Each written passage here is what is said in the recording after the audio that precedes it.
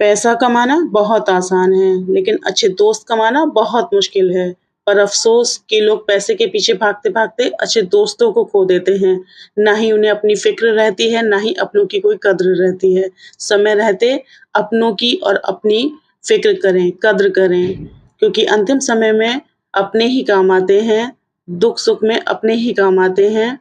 पैसा भी अच्छी बात है कमाएँ, लेकिन अपनों को ना भूलें।